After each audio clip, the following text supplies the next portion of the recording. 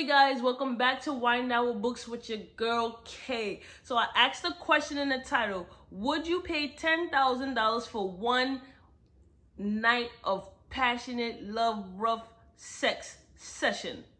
If you would, drop it in the comment. So, anyways, we are going to be reviewing the book. It's an erotica, urban fiction.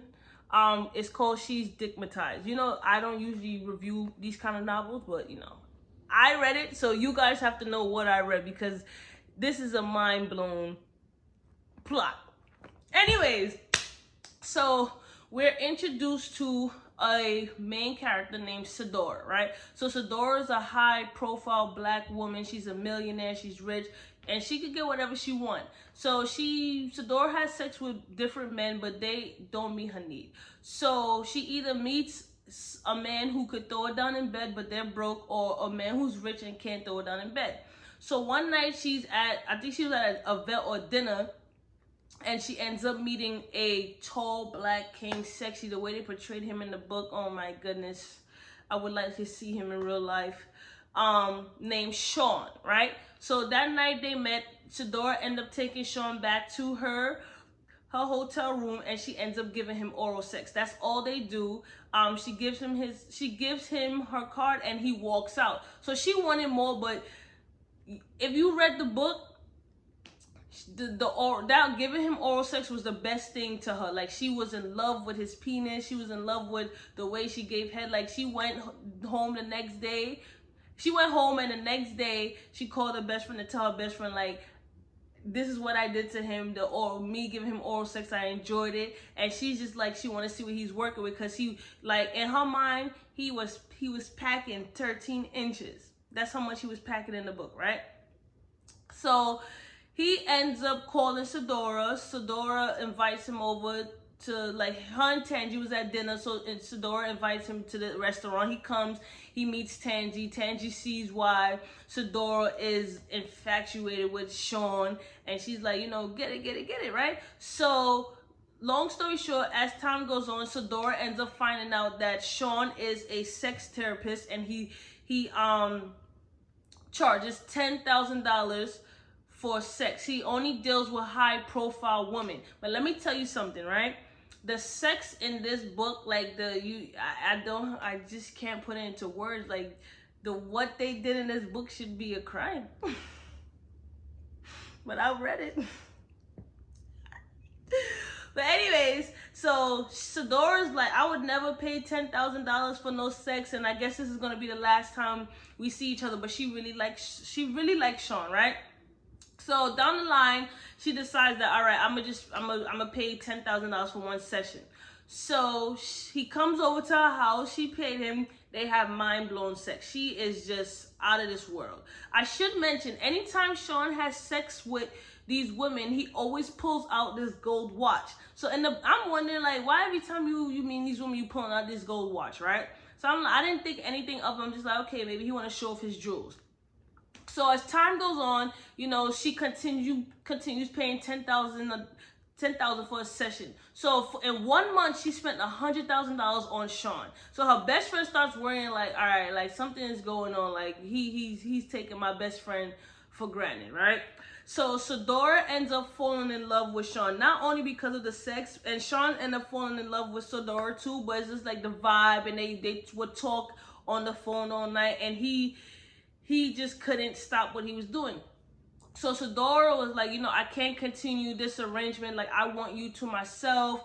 And then Sean was like, I'm willing to walk away from having sex with other women, but I have a goal that I need to achieve, and I need the money. So she said, how much? He said $1 million. So she's like, why you need $1 million? So he would never say why he needed the $1 million. He was just like, I need it. So she's like, all right, now, like, I'm not giving you $1 million. So she ends up telling Tangi. Tangi's like, oh, no, something's going on. So Tangi's husband he works in the DA office. I think he's a prosecutor, right?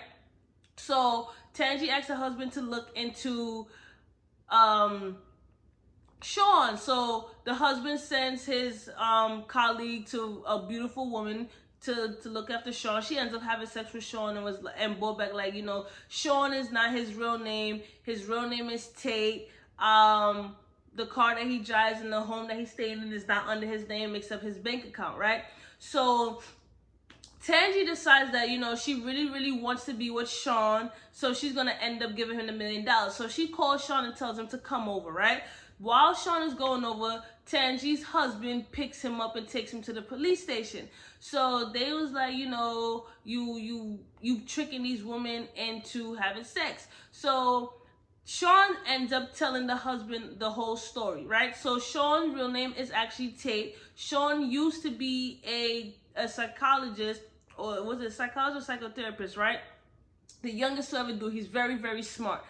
He ends up losing his license because he hypnotized his ex-client, and they had sex. And it was found out, and he lost. That's how he lost his license, right?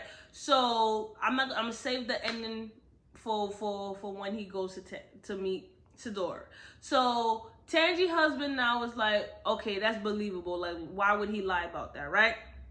So he tells Sean that, you know, we're going over to Sadorah. You're gonna tell Sadorah the truth. So Sean is like, oh, okay, because they was gonna arrest him.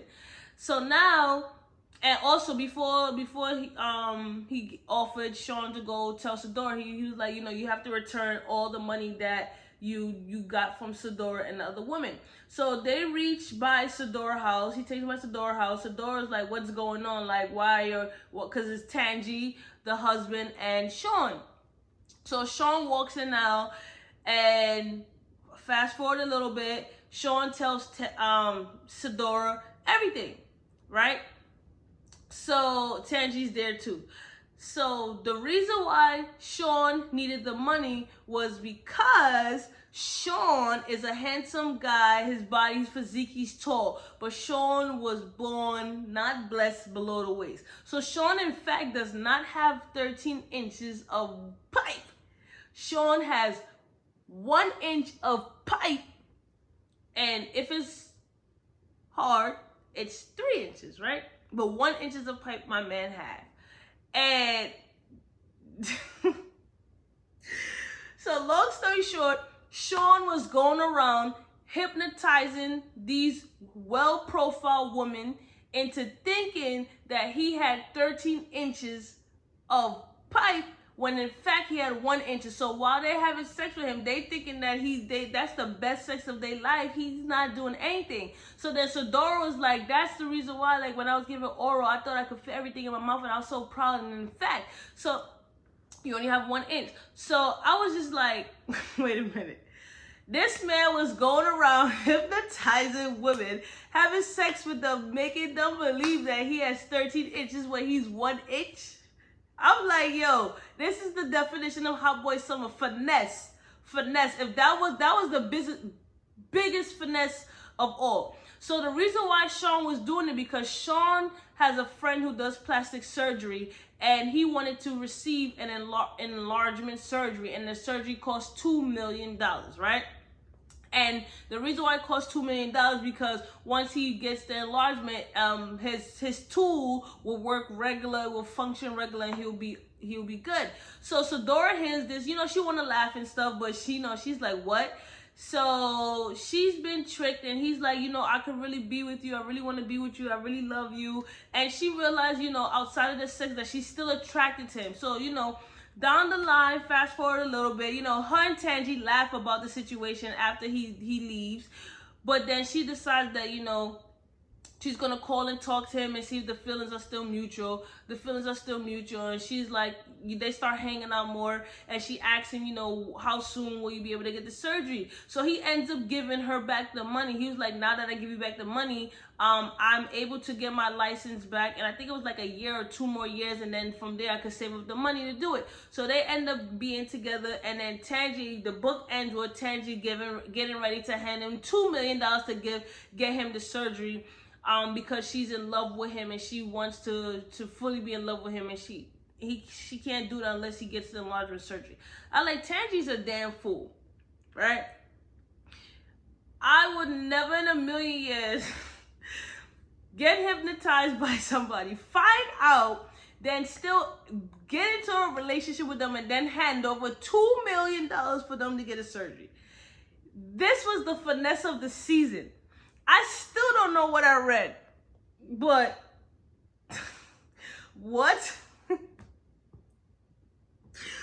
Nah, like that's some funny shit. You know, you.